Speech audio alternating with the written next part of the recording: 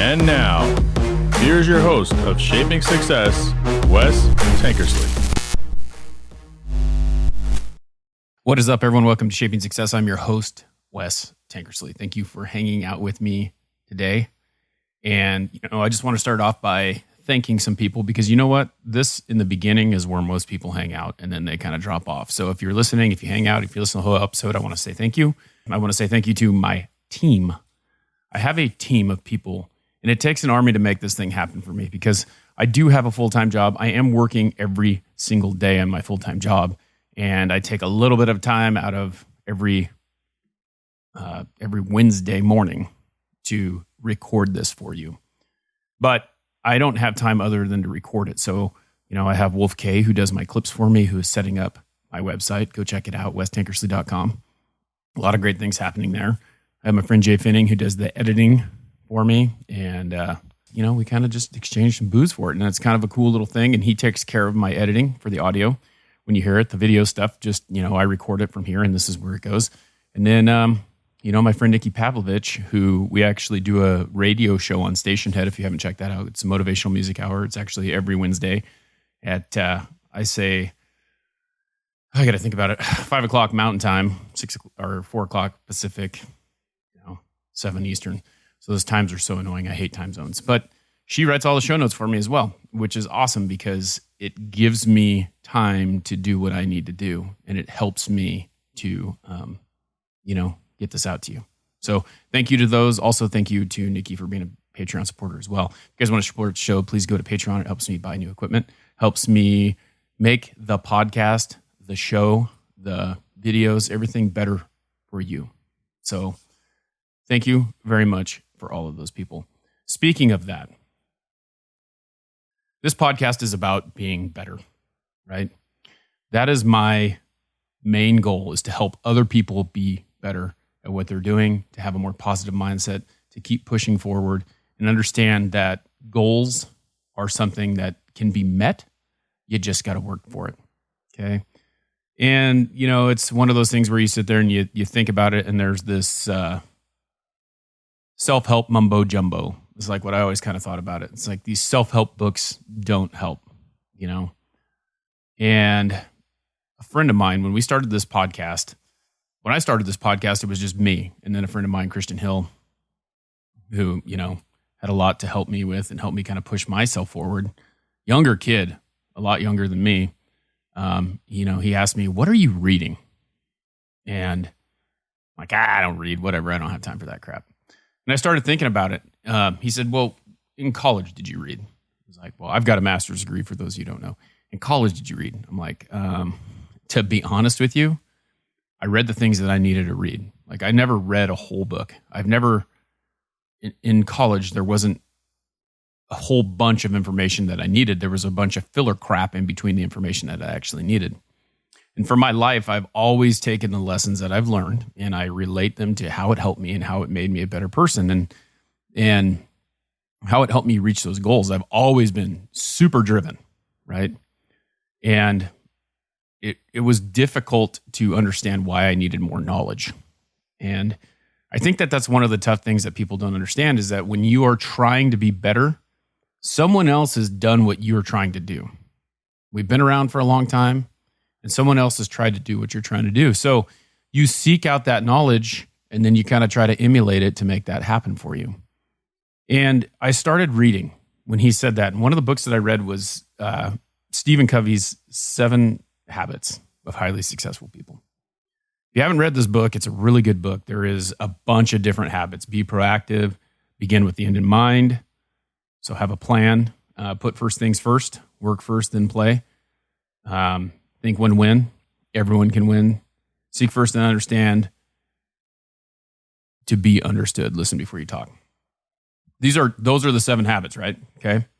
So, actually, there's not 7. I only see 5 there. There's 2 more, and I will talk about those. But what I want to talk about today is being proactive. Okay. Someone posted a TikTok that I saw today, and it really made me think. A lot of people talk about stress, right? And how it's something that can destroy you. You can be stressed out about something, and I've been there. And These are just tools that I've used to help myself be less stressful or less stressed, right? So you know that there's going to be stressors in your life. There's things that you're going to do no matter what. You're going to have to do them. You're going to have to figure out how to deal with them, okay? This could be getting up every morning and going to work, getting your work done. If you have children, making sure that the children are taken care of and they have their things taken care of. And I needed to be, as I'm talking about this, I'm thinking about it in my head, like how I can be better at these things because these things stress me out. Today's a day when I wanted to record an episode. Well, in order to make that happen, my wife has to take my daughter to school this morning. And then we have a little over 1-year-old son who has to be taken care of as well because I can't record in a non-quiet space. And then I also, like I talked about in the last episode, get a little bit self-conscious about people listening into the conversation, which is really weird because you're going to hear this and you're going to listen to it, right? Why am I not self-conscious that there is, hundreds of people listening to this, me babble on about my life and how I deal with things and stuff like that? But I'm not. Like, I have no problem sharing my story and my information with you, but when the people who are closest to you are in the next room, you kind of get self-conscious about stuff, and that's a tough thing. So those are stressors, right? So how can my wife, it's very stressful for her to have to wake up my son a little bit early because he could be sleeping longer, and then that can throw off the whole day for her because he's, whiny and upset about not getting enough sleep, things like that, right? So that can be stressful. That can be something that is stressful for her. And then I'm kind of an empathetic person. So like if she gets stressed, then I get stressed about what I'm trying to do because I know what I need to do, right? So to be proactive, what you could do, and this is what I try to do. And today was one of the first days that she wasn't completely stressed out because she knows exactly what's going to happen, right? So I have things that I can do to be helpful. So to be proactive, in order for me to have this situation where I want to be able to record and do the things that I want to do on Tuesday, because I know that I'm recording Wednesday, at my regular job, the day job that I have, I try to get everything done Tuesday night instead of trying to do it on Tuesday morning. Because Tuesday morning means my normal routine is getting up at 4:30, getting on the bike, riding the bike, and then I spend an hour kind of going through social media, commenting and responding to comments on my social media, posting videos so that you can, so that people are sure and aware that this is coming out. And then, I go up, I take a shower at about 6 o'clock, go down, do some work if I have anything left over from the day before. So, that's my normal everyday routine, but I can't do that work and help her get the kids ready so that she has an easy transition from dropping them off at school or dropping Tatum off at school and waking up Nolan and all that stuff. So I try to make sure that on Tuesday night, and this is about being proactive, right? So I'm trying to be proactive. So Tuesday night, I try to get all my work done. And then in the morning, will help her. So I get my shower done. I did have a little bit of work this morning, so I did that. It was very minimal amount. And then I came up and I said, hey, do you want me to get Nolan up? Woke him up, got him out. She goes, how about you go get the bottle while I go get him dressed? And then I went down and got the bottle, fed him his bottle, helped her load him in the car, helped him out. So that's being proactive to make that transition easy, right? So you can look at that as a stressful situation, and it could be very stressful, but you don't have any proactive things in place, then it'll be more stressful, right? And that's how life is. Life is very stressful, but I feel like there's a way to circumvent that. You just have to know the keys to doing that. My job on a daily basis, when I first started, was very stressful. The reason it was stressful was because I didn't know what I was doing, and I didn't put in processes to help myself be better, right? So I'm going to piggyback onto the second habit, which is begin with the end in mind, because I think that being proactive, you have to start with the second habit. You have to begin with the end in mind. So the idea of me wanting to record this podcast, I see where it's going. I see the things I need to do, and then I have to be proactive and find that process to be able to get it done, right? And life is a bunch of processes. Life is one of those things where we have to create the process so that we're not stressed. How many of you started something and then was super stressed out, and then as you got better at it, more proficient at it, practiced, learned the corners that you needed to cut, the things that you didn't need to do, the process that you need in order to make your life easier. And as it gets easier, the stress starts to disappear, right? Sometimes there's stresses that never go away. But the best thing to do is to figure out what the process is in order to do that. And I look at my life that way. I think, okay, so this is stressful. This is taking me this amount of time. What can I do?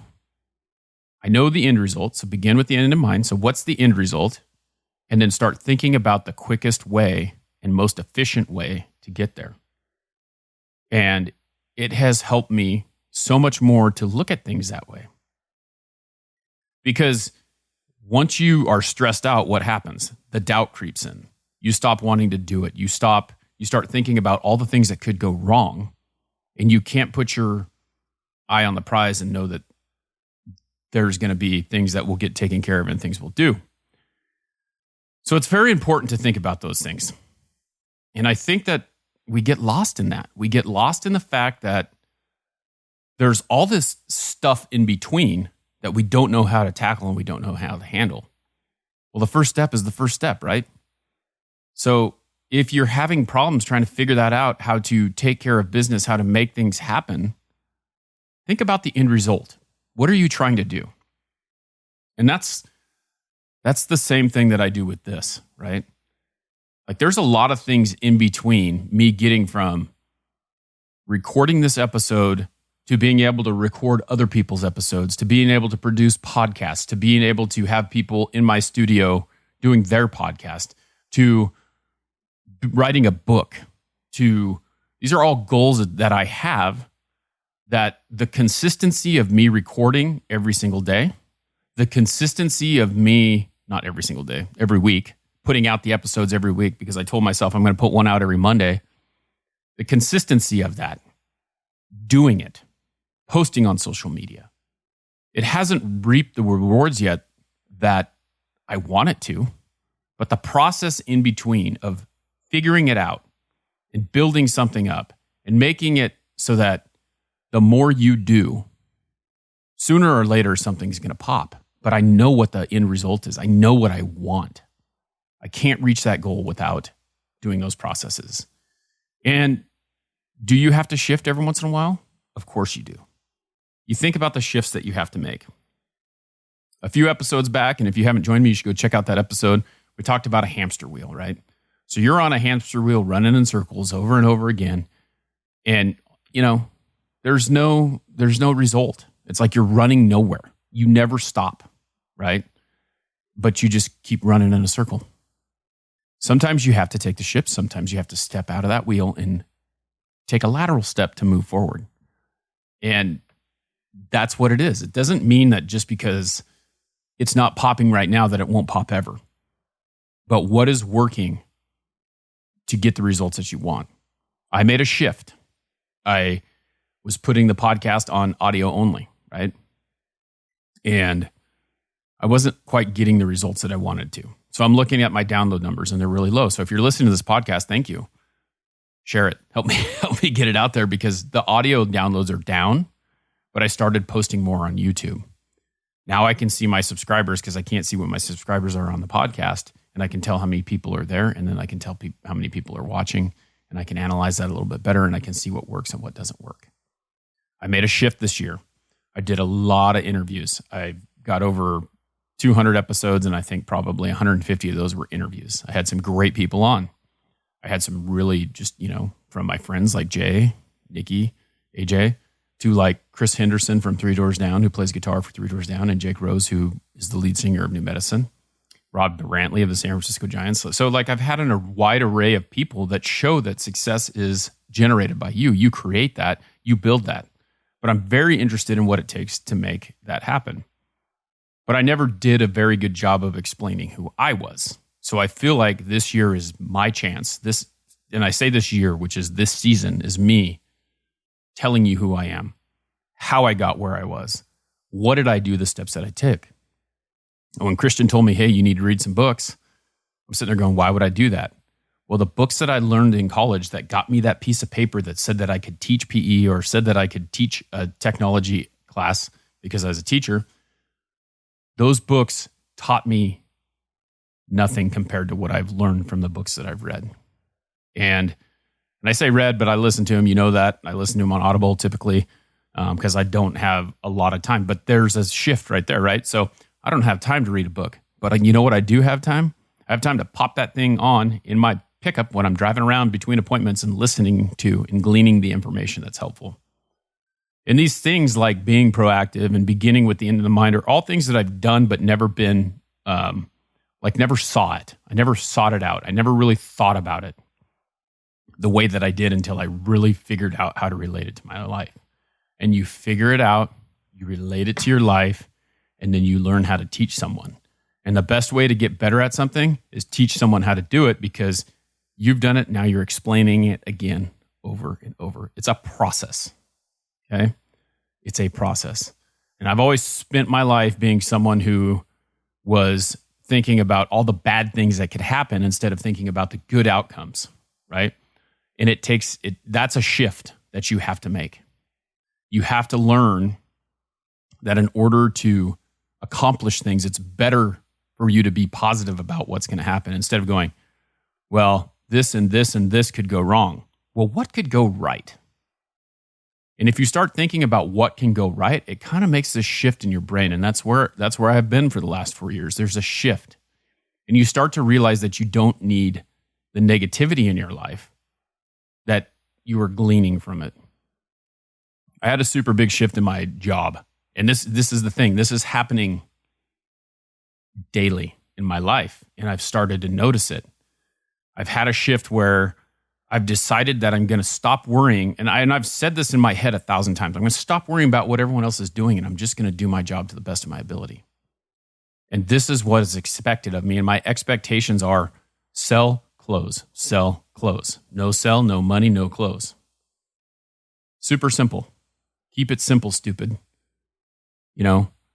Think about it that way. And I've only thought about one thing in the last 2 months, and that's getting the sale and not what the profit is, not what everyone else is doing, not who's closing more than me, not who's whatever, right? And my closing ratio has gone way up. My dollar amount goes up because I sell more instead of selling less. And things change. It's all about making that shift and figuring out what it takes and not worrying about what other people do. And you have to be proactive in order to make that happen. And being proactive, thinking about the past, doesn't really help you because you cannot move forward if you're always stuck in the past. Your past does not define you. What you do in the future defines you. So if you haven't checked out this book, I really suggest that you do. It's really good. Listen to it, whatever. But there's these habits, and then start to think about the habits. How do you relate those to your life? What do you do? How are you proactive in what you're doing? Are you proactive? Maybe you're not. Maybe that's a tool that you can use to make yourself better. But if you continue to just let things happen and blame other people for your issues, it's never going to happen. You have to be willing to take responsibility for your actions. Understand that whatever happened to you before doesn't define who you are today. And start to think about what you want. You can't get where you want to go without figuring out where it is you want to be. So you have to be willing to plan it out a little bit. And it doesn't mean that the plan doesn't change, right? You make a plan to get where you want to go. And then if you have to make a shift, you have to make a shift. I make those shifts every single day. So be proactive, begin with the end in mind. And I feel like you're going to have a really good start to being more successful in what you're trying to do.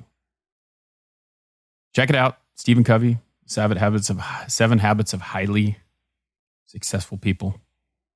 Great book. And we'll talk about the other ones a little bit more, but this is how I process things. This is how I do things in my mind, and my thoughts, and the things that I do. I find something that I enjoy, I start relating it to where I've been and breaking it down and how I do that and how I relate that to my life. Really good book. And that's a start, right? Like reading a book is something that may expand your knowledge a little bit. There's a lot of people doing this 75-day hard, and that was probably one of the things. That's one of the things that you have to do. You have to be like reading for 15 minutes every day. Try it out. See how it works for you. I want you to be successful. I want to teach you. I want to help you. I want you to be better if that's what your goal is. If you're listening to this, you are a success warrior. Until next time, I challenge you to find the shape of your success.